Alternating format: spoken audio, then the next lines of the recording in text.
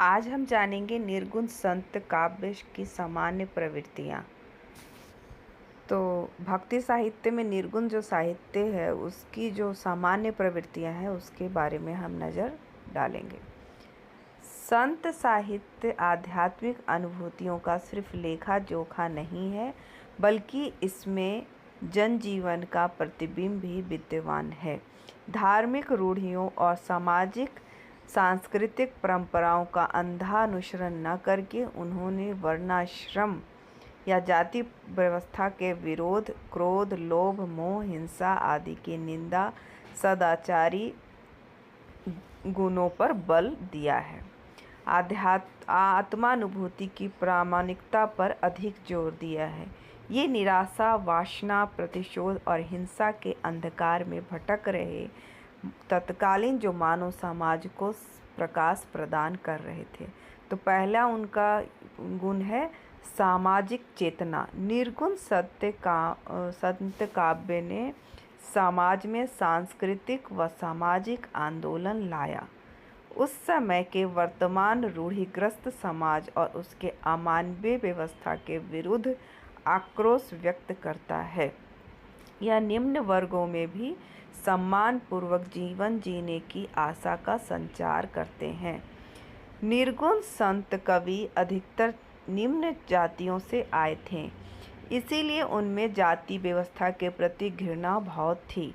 गजानन मानव मुक्तिबोध ने अपनी पुस्तक नई कविता का आत्मसंघर्ष तथा अन्य निबंध में लिखते हैं, भक्ति आंदोलन का जनसाधारण पर जितना व्यापक प्रभाव हुआ उतना ही अन्य किसी आंदोलन का नहीं।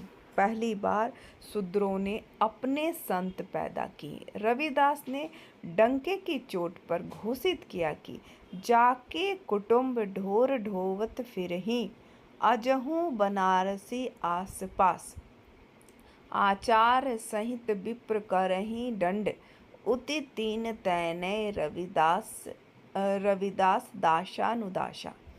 उन्होंने अपनी जाति को बतलाने में कोई झिझक नहीं होती, जो समाज के प्रति विद्रोह का क्रांतिकारी मार्ग था।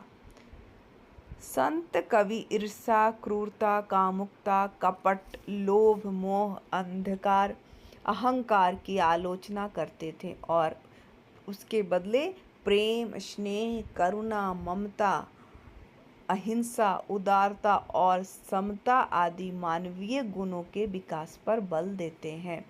उन्होंने समाज की कुरीतियों का विरोध किया। कबीर ने इन्हीं लोक रूढ़ी को तोड़ने के लिए अंतिम समय में मगहर चले गए, क्योंकि उस समय मान्यता थी कि कोई व्यक्ति अगर काशी में देह त्याग करेगा तो वह स्वर्गवासी हो जाएगा और यदि मगहर में मृत्यु होगी तो वह नरक में जाएगा। दूसरा है भक्ति का स्वरूप। संत कवियों ने भक्ति के अनुभूति पक्ष को ही प्रधान रूप से चित्रित किया है। उन्होंने मूर्ति पूजा, सगुणवाद और अवतारवाद को त्याज्य बतलाया और निर्गुण ब्रह्म की सत्ता को ही सर्वोपरि माना।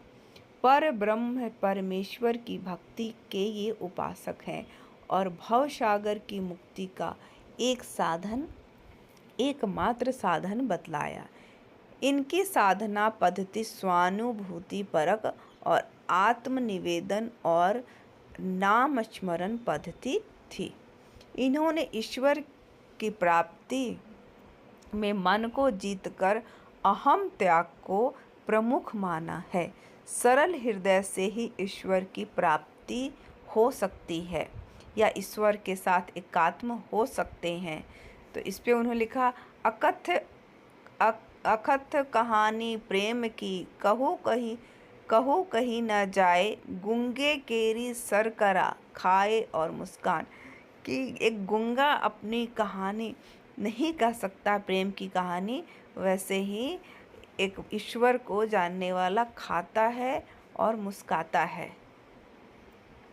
ईश्वर की आस्था पर अडिग विश्वास रखना उपासना का प्रमुख साधन था। तभी तो ये कहते हैं, मोहि राम भरोसो तेरो, और कौन का करूँ निहोरो। निर्गुण भक्ति की सबसे महत्वपूर्ण विशेषता निष्काम भक्ति था। ईश्वर का नाम स्मरण को उन्होंने साधना का आधार बनाया। इस पर लिखते हैं, निर्गुण राम जपहूँ रे भाई, और तन मन जीवन सौंपी रे शरीरा। फिर तीसरा है सदगुरु की महत्ता। निर्गुण संत धारा में सदगुरु को ईश्वर की ओर ले जाने वाला सेतु या माध्यम बतलाया गया है। सदगुरु अज्ञानता के अंधकार को मिटाकर ज्ञान के प्रकाश को जलाने वाला मार्गदर्शक बतलाया गया है। निर्गुण पंथ के संतों ने सदगुरु को साधना का मूल आधार माना है। सदगुरु के बिना तो न तो सत्य ज्ञान मिलता है और न परमात्मा की अनुभूति होती है। कई संतों ने तो ईश्वर से भी बढ़कर गुरु को महत्व दिया, क्योंकि इसी कारण ईश्वर की पहचान होती है। कबीर कहते हैं, गुरु गोविंद दो खड़े, काके लागू पाँव, बलिहारी गुरु आपनो, गोविंद दियो बताए। संत काव्य में राम। निर्गुण कवियों के राम ब्रह्म स्वरूप हैं। इनके राम अगम, अगोचर, अतीन्द्रिय, अविनाशी और अनिर्वचनीय है, जो जन्म मरण से पूरे हैं। संत कवियों ने राम नाम के महात्म्य को स्वीकार किया, परंतु उनके राम सगुण साधकों के जैसे दशरथ के पुत्र नहीं हैं, बल्कि वे ब्रह्म स्वरूप हैं। रविदास कहते हैं, अब कैसे छूटे राम नाम रट लागी, प्रभु जी तुम चंदन हम पानी। तो यहाँ पे देखते हैं कि सगुण के राम अलग है और निर्गुण के राम अलग हैं। अब है रहस्यवाद। संत काव्य में रहस्यवाद शंकर के अद्वैत, नाथों की योग साधना तथा सूफियों की प्रेम साधना द्वारा आया है। अद्वैतवाद रहस्यवाद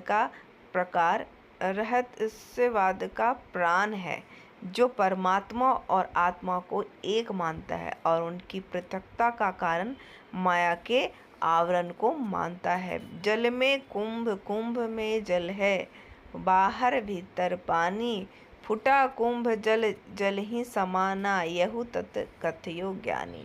सूफियों ने ईश्वर को स्त्री रूप में देखा है और इन्हीं का प्रभाव संत कवियों पर पड़ा है, और वे ईश्वर की कल्पना पुरुष रूप में करते हैं।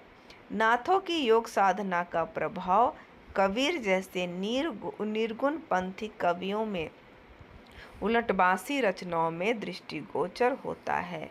अब है छठा, प्रेम लक्षणा भक्ति। सूफी मत में परमात्मा को प्रेम स्वरूप माना जाता है। सूफी प्रेम दर्शन का प्रभाव संत कवियों में देखा जा सकता है। प्रेम की तीव्र अनुभूति के कारण इन्हें संसार की किसी भी बात का स्मरण नहीं रह जाता है।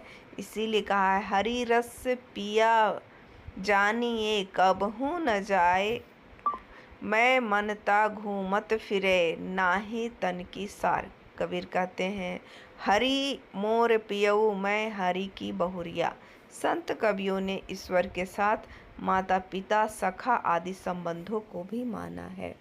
और सातवां इनका प्रमुख विशेषता है अद्वैतवाद।